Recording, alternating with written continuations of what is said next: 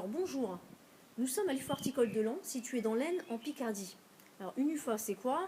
Concrètement, c'est une unité de formation par apprentissage et celle de Laon propose des formations qui préparent au métier du paysage. Je vous propose d'aller à la rencontre d'un formateur technique, monsieur Emmanuel Lemarinier. Alors Emmanuel, bonjour. Bonjour.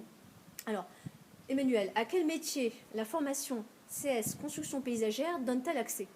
Alors, le métier de la construction en aménagement paysagère, ça ouvre dans un domaine qui est autour de tout ce qui est construction, on va dire construction extérieure. Donc ça va être la maçonnerie, ça va être la construction bois, ça va être tout ce qui est revêtement de sol extérieur. Donc ça peut être du talage, du pavage, revêtement béton, béton lavé, béton désactivé, ça peut être différentes murs, construction, donc les murs ça va dans la construction pierre, murs en parpaing, la brique, les clôtures, donc c'est une formation qui est assez large, et notamment sur tout ce qui est vraiment la construction extérieure.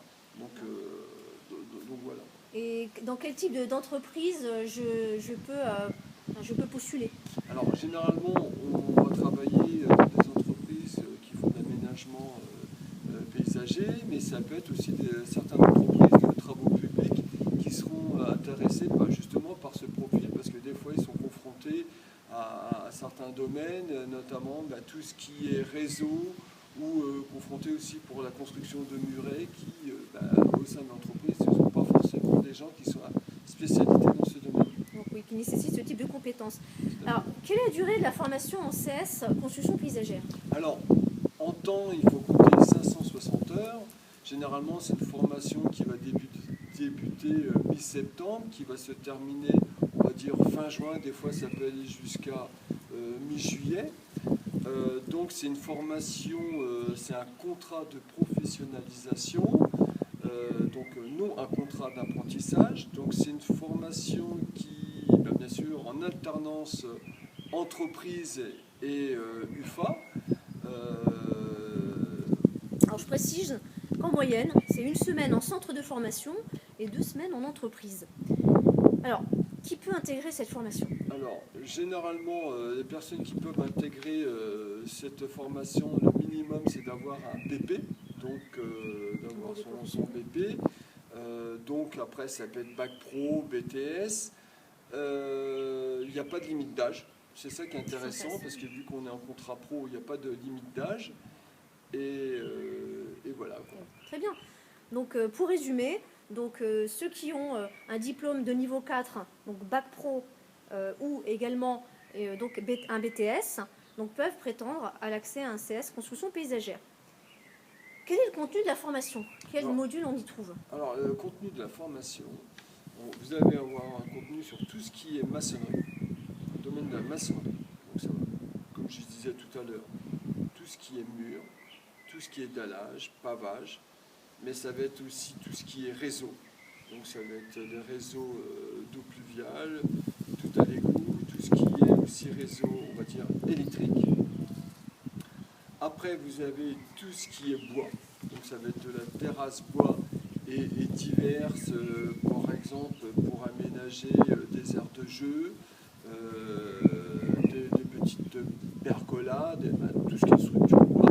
Ça va être aussi dans le domaine de l'arrosage, dans le domaine des bassins, construction des bassins, et aussi vous avez de la gestion qui va vous permettre justement de pouvoir avoir des fonctions plus approfondies dans une entreprise et d'encadrer aussi une entreprise.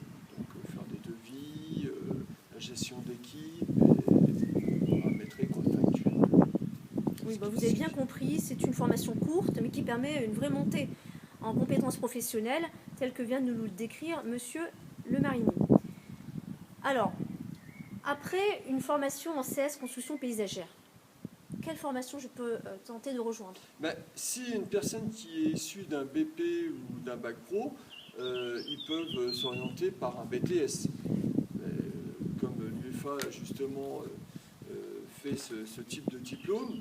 Généralement, ça arrive souvent que vous avez des CS qui s'orientent par un BTS pour justement étayer un peu plus leur cursus et d'aborder, je veux dire, le monde professionnel avec plus de facilité, sachant qu'il y a des débouchés.